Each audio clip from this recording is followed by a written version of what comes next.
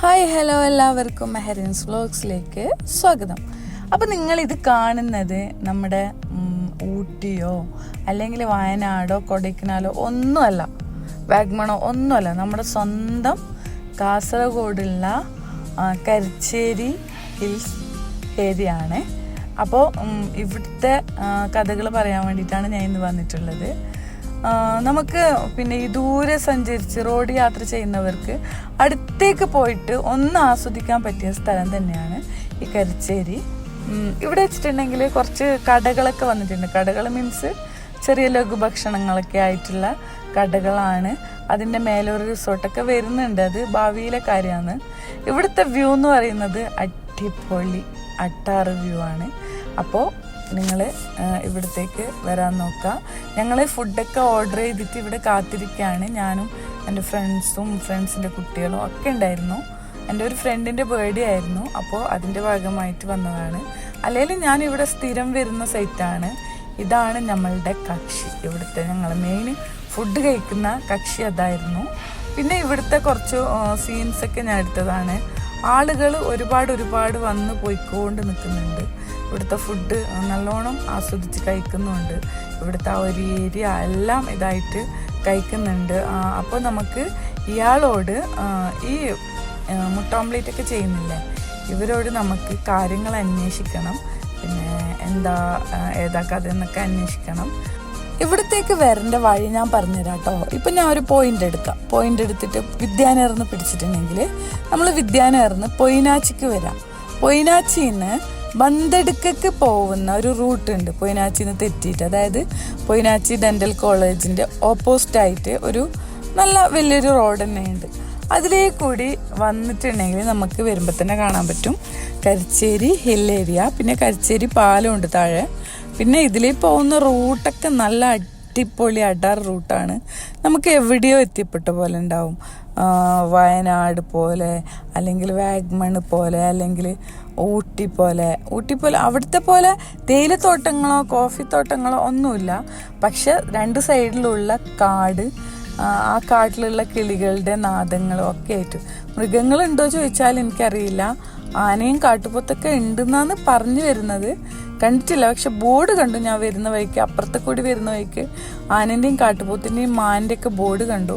എന്താന്നുള്ളത് എനിക്കറിയില്ല. നമുക്ക് കാര്യങ്ങൾ ഇയാളോട് ചോദിച്ചു നോക്കാം.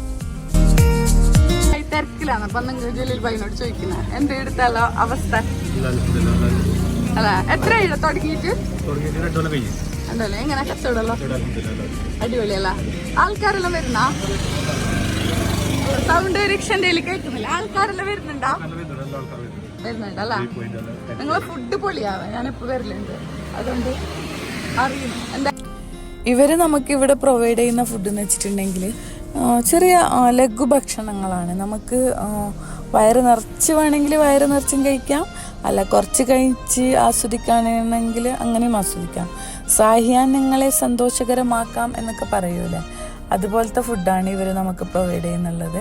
ചായ പോലുള്ള ചായ, കോഫി, ഓംപ്ലേറ്റ്, ബ്രെഡ് ഓംപ്ലേറ്റ്, പിന്നെ പാനിപൂരി, സേവ് പൂരി, പിന്നെ മസാല പൂരി, അങ്ങനെ പാവ് ഭാജി, അങ്ങനെ എന്തൊക്കെയോ ഫുഡുണ്ട്. പിന്നെ അവിൽ മിൽക്ക്, പിന്നെ ചറുമുറു, അങ്ങനെ നമ്മളെ കാസർഗോഡിൻ്റെ തനതായ ഭക്ഷണമായ അവിൽ മിൽക്കും ചറുമുറും ഒക്കെ ഇവിടെ ഉണ്ട്. അപ്പോൾ ഞങ്ങൾ എല്ലാം ടേസ്റ്റ് ചെയ്തിട്ടുണ്ടായിരുന്നു. പിന്നെ പാനിപ്പൂരി ടേസ്റ്റ് ചെയ്തിട്ടുണ്ടായിരുന്നു.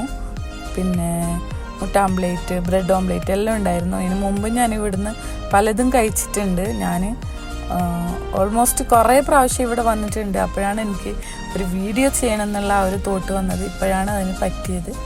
അപ്പോൾ എന്തായാലും അടിപൊളി, അടിസക്ക തന്നെയാണ്, അടിപൊളിയാണ്.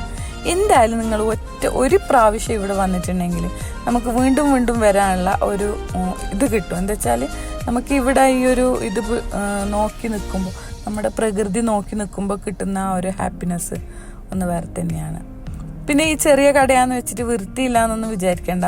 നല്ല വൃത്തിക്ക് തന്നെയാണ് ഇവർ തരുന്നുള്ളത്. നമുക്ക് ചായയോ കോഫിയോ പിന്നെ ഗ്ലാസ്സിലല്ലാതെ പേപ്പർ ഗ്ലാസ്സിൽ, ഡിസ്പോസിബിൾ ഗ്ലാസ്സിൽ ഇവർ തരുന്നുണ്ട്.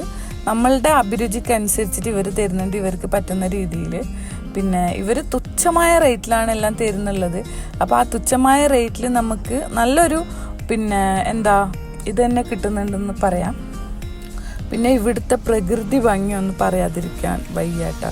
ഈ പ്രകൃതി ഭംഗി നോക്കി നമ്മൾ ഈ ഫുഡ്, ഈ ലഘുഭക്ഷണം കഴിക്കുമ്പോൾ കിട്ടുന്ന ഒരു സമാധാനം ഒന്ന് വേറെ തന്നെയാണ് ഗൈസ്. അത് നമ്മുടെ വീട്ടിലുള്ള എല്ലാവരെയും കൊണ്ടുവന്ന് പിന്നെ ഈ ഒരു ഇത് ആസ്വദിപ്പിക്കണമെന്നാണ് എൻ്റെ ഒരു ഇത്. നമ്മൾ വീട്ടിൽ പിന്നെ പുറത്തൊന്നും പോവാതിരിക്കുക, ദൂരെ പോകുമ്പോഴത്തേക്ക് പ്രശ്നം, അങ്ങനത്തെ ഒക്കെ ആൾക്കാരില്ല, അവരെയൊക്കെ ഇവിടെ കൊണ്ടുവന്ന് ഇവർക്ക് ഇതൊക്കെ കാണിക്കുക എന്നുള്ളതാണ് നമ്മളുടെ ഒരിത്.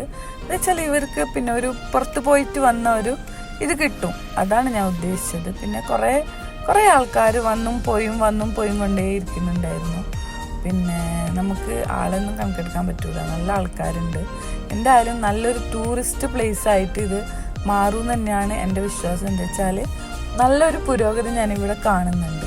അത്ര ഒരു ഇതായിട്ടുള്ളതല്ല. ഇപ്പോൾ ഞാൻ വന്നിട്ടുള്ളത് ഒരു സാറ്റർഡേ ആണ്. അപ്പോൾ സാറ്റർഡേ നല്ല ആളുണ്ട്, സൺഡേ നല്ല ആളുണ്ടാവുമെന്നാണ് അവർ പറഞ്ഞത്. അപ്പോൾ എന്തായാലും നമുക്ക് ഇങ്ങനെയുള്ള ടൂറിസ്റ്റ് പ്ലേസുകൾ നമ്മളുടെ കാസർഗോഡ് വളർന്നു വരട്ടെ, എന്നാലല്ലേ കാസർഗോഡിന് നല്ലൊരു ഇതുണ്ടാവുള്ളൂ. കാസർഗോഡ് ടൂറിസ്റ്റ് പ്ലേസസ് വളരെ കുറവാണെന്നുള്ളത് നമുക്ക് എല്ലാവർക്കും അറിയാം. ബേക്കൽ ഫോർട്ട് പോലുള്ള, റാണിപുരം പോലുള്ള, അങ്ങനെ കുറേ നമുക്ക് എണ്ണാൻ പറ്റിയത്ര ടൂറിസ്റ്റ് പ്ലേസസേ നമ്മുടെ കാസർഗോഡുള്ളൂ. അപ്പോൾ ഇങ്ങനെ ഓരോ കോൺസെപ്റ്റും കൊണ്ടുവന്ന് ഇവിടെ കുറച്ച് നല്ല ക്യാഷുള്ള ആൾക്കാർ ഇവിടെ നല്ല നല്ല കാര്യങ്ങൾ ചെയ്തിട്ടുണ്ടെങ്കിൽ ഇവിടെ നല്ല അടിപൊളി ഒരു ടൂറിസ്റ്റ് പ്ലേസ് ആയിട്ട് മാറും. നമ്മുടെ വയനാട്ടിലെ ലക്കിടി പോയിന്റ് പോലെ തന്നെ നമുക്കിതൊരു കരിച്ചേരി വ്യൂ പോയിന്റ് ആയിട്ട് മാറും. ഇതിലും ഇതായിട്ടൊക്കെ മാറ്റാൻ വേണ്ടിയിട്ട് പറ്റും. ഇതിൻ്റെ താഴെയായിട്ട് പിന്നെ കൈതച്ചക്ക കൃഷിയൊക്കെ, പൈനാപ്പിൾ കൃഷിയൊക്കെ കണ്ടു ഞാൻ. ചെറുതായിട്ട് എടുക്കാൻ പറ്റിയിട്ടില്ല, ചെറുതായിട്ട്, വലുതായിട്ടല്ല, എന്നാലും അതും ഒരു ഇതാണ്, എൻ്റെ ഒരു ഫ്രൂട്ട്സാണ്. അതിലൂടെ അവിടെ കുറച്ച് എന്താ വൈൽഡ് ആനിമൽസൊക്കെ വരാനുള്ള ഒരു ചാൻസൊക്കെ കാണുന്നുണ്ട്. വൈൽഡ് ആനിമൽസും കൂടി വന്നാൽ പൊളിച്ചു കേട്ടോ. പ്രത്യേകിച്ച് മാനുകൾ വരണം. മാനുകൾ വന്നാൽ പിന്നെ എല്ലാ മൃഗങ്ങളും വന്നു എന്നർത്ഥം. അപ്പോൾ ഇൻഷാ അല്ലാ അടുത്ത വീഡിയോ ആയിട്ട് വരുന്നത് വരേക്കും ബായ്. ഈ ഒരു കാഴ്ചകൾ നിങ്ങൾക്ക് ഇഷ്ടപ്പെട്ടോ എന്ന് എന്നെ കമൻറ്റിലൂടെ അറിയിക്കുക. അപ്പോൾ നെക്സ്റ്റ് വീഡിയോ ആയിട്ട് കാണാം. ബായ്. Thanks for watching.